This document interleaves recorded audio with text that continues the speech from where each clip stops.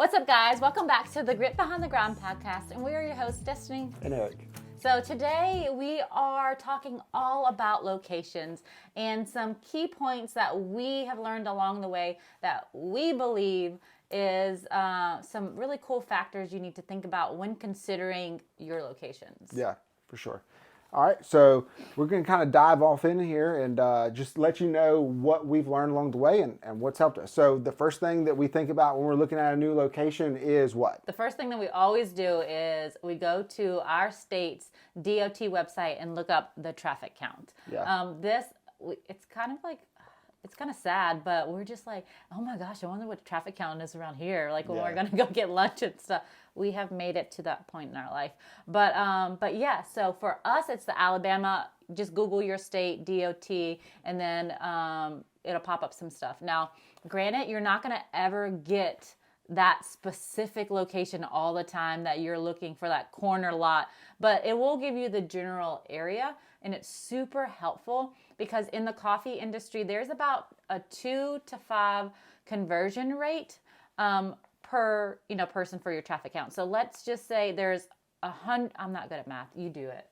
So basically, like after you go and figure out your traffic count, like what's that number good for, right? So you use this conversion rate that we're fixing to give you, which is 2 to 5%. Let's lowball it. 2%. Yeah, Let's say 2%. If you're going to have 5,000 people passing by daily, then your low conversion rate, which being 2%, would equal 100 sales, right? Yeah. So for even numbers and smaller terms, like if 100 people pass by, you're going to get 2 sales. So 2% to 5% being on the high end. You can use those conversion rate numbers after you figure out your traffic count number to ultimately figure out how many potential sales you should have daily.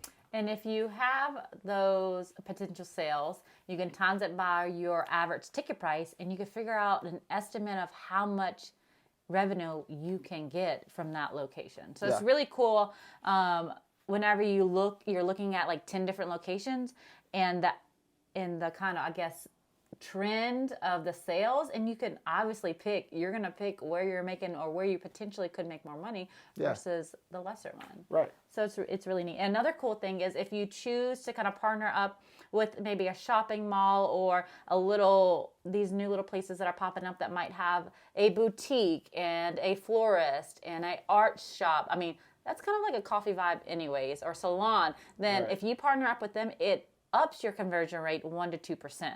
So that's really neat. So it could ultimately be 3 to 7% conversion rate, which that's leveraging other businesses to drive more traffic to yours. Yeah. Right? So your traffic count is really important. It's one of the first things that we ask our licensees whenever we have potential licensees is, hey, here's some homework. I need to know what the traffic count is in some of the major places or intersections that you're looking at to put your mobile coffee trailer. So which also brings us to the next kind of point is your target audience. It's really crucial to be able to have a location that your target audience is going to be passing by, works past, somewhere commuting, around your area. Yeah, and so knowing your market, right, for that target audience.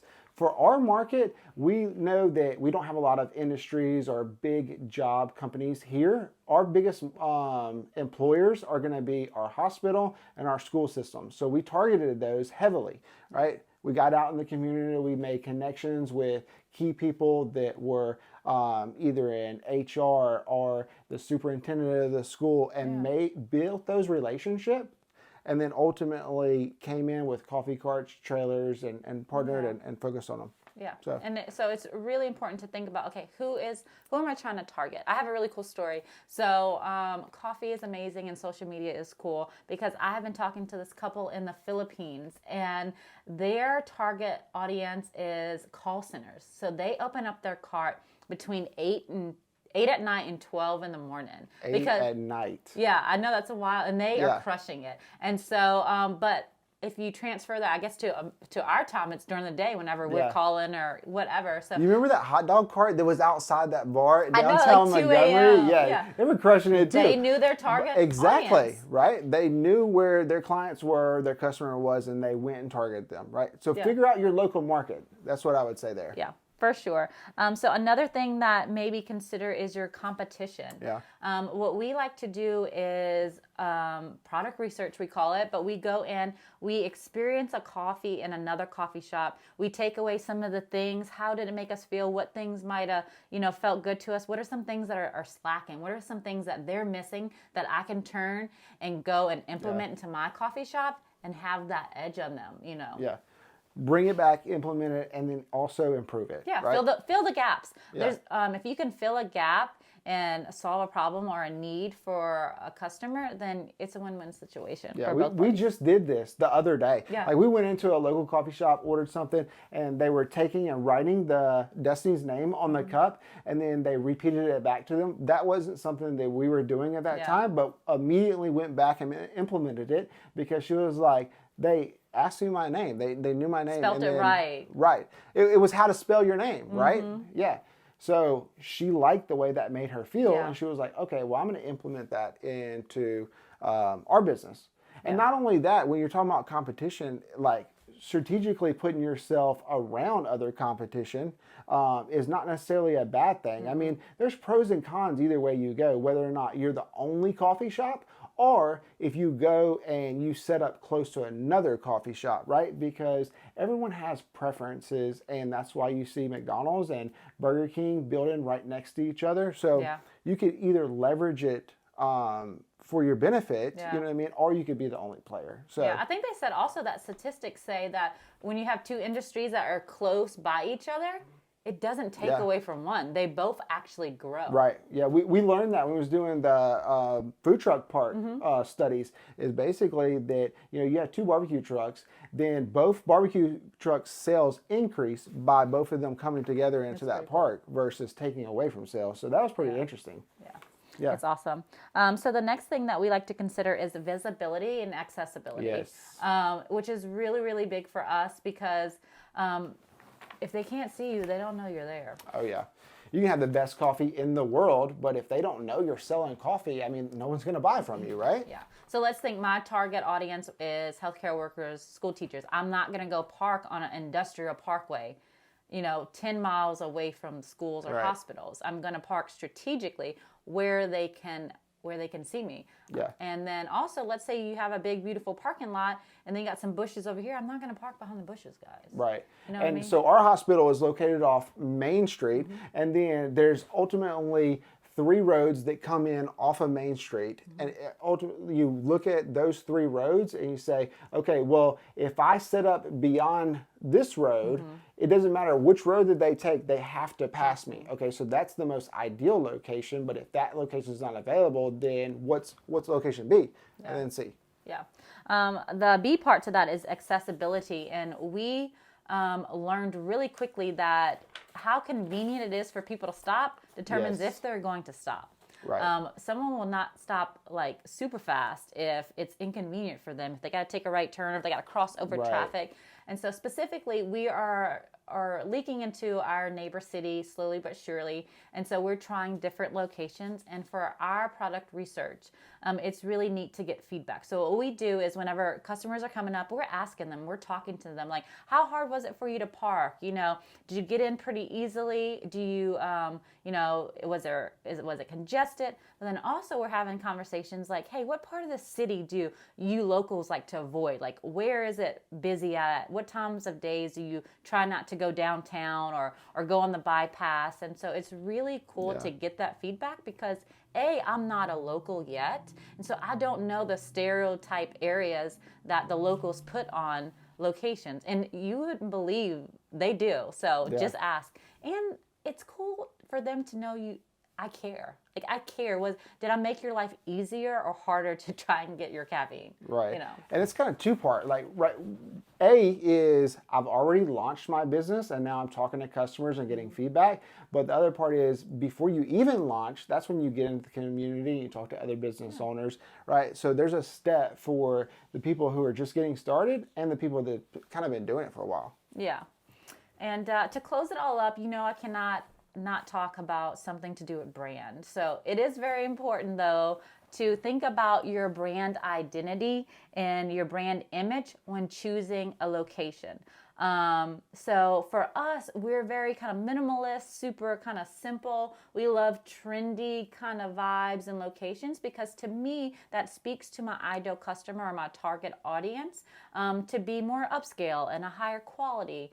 Sometimes we will do more of a community oriented spot. That football games, like that just party. breathes family and fun and friends because Right. that's who we are too.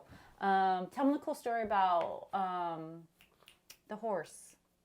Oh, so we know another coffee trailer that, her niche is rodeos, right? So and if you met her outside of the coffee trailer, that's her who vibe, she is. right? Yeah. She's kind of like that cowgirl type thing, and she does really well, but she kind of focuses primarily on rodeos and horse shows and those type of things. So, whatever your niche is or who you are, then focus on that. Try to leverage that, right? Yeah. Because people understand it and they don't like fake. Right, from what we people learned. will read straight through They you. know if you're trying too hard or if you're trying to be something that you're not. And it's so much easier just to be who you are. There's so many, there's so much clientele and customers for everyone. Just generally just be who you are. If you serve as a dog rescue on your spare time and you want to do like a little Hounds and Grounds coffee shop, that is you're going to attract those people, and there's going to be plenty of revenue, plenty of coffee to be sold for that person. We're more entrepreneur, get my coffee, head to work. There's plenty for that. The horse trailer, there's so many. There's a beach bum one that I love following her, and she's just all like surfer dudes and like sand but that's her, and she parks across from beaches, and it's so neat how you can all do the coffee industry but niche down to just show your personality. Yeah, I will say, granted, I'm going wherever I can make the money in the coffee industry anyway. So, but at the same time, if I'm just getting started, I'm probably going to have more doors open for me with the people that I already surround myself with, the type of people. And that's right? your vibe attracts your tribe. Right. So, cool. Hopefully that helped a lot. That was a quick but good one. So super fun episode. So much so that I started off making a worksheet, which quickly turned into a workbook because there's just so much good stuff in there. And so it will actually help you jot down your traffic count, help you multiply and do all the fun math. And to get your conversions. Fun math. Has anyone ever really said that? No. I was being sarcastic. I do not like math. But it will help you figure out your conversion rates, your customer count, your maybe average sales, so many cool things. And then we break down all the other things. Target audience. It's got a little worksheet on listing some competitions in your area, things you could do for a visibility accessibility, brand image, and then the coolest part, I think, is that I want you to rate. Once you get all those kind of other items, I want you to rate. Think about 5 locations, and we're going to rate them from 5 to 1. In that number 1 spot, I need you to start making those relationships and get out and networking. Whatever that number 1 spot is, you're going to start reaching out and you're going to lock that number 1 spot in, and you're going to be there. I promise. And I will say on the traffic count thing, we said, hey, you go find that from your state's website. But however, if you can't find it that way, you do it the old school way, like we did, a stakeout. You sit, you count, you take duty counting 2. Yeah. Don't let, we are so bad at count. We miscount reps probably more than anyone in the gym. We probably over rep. So whatever our traffic count was, you can plus probably 50 to that. So you might have to do it the old school way and just go out there and most likely, right? Because the traffic counts, that's where you're going to get an accurate number anyway. I would do it just either an way. idea from the website.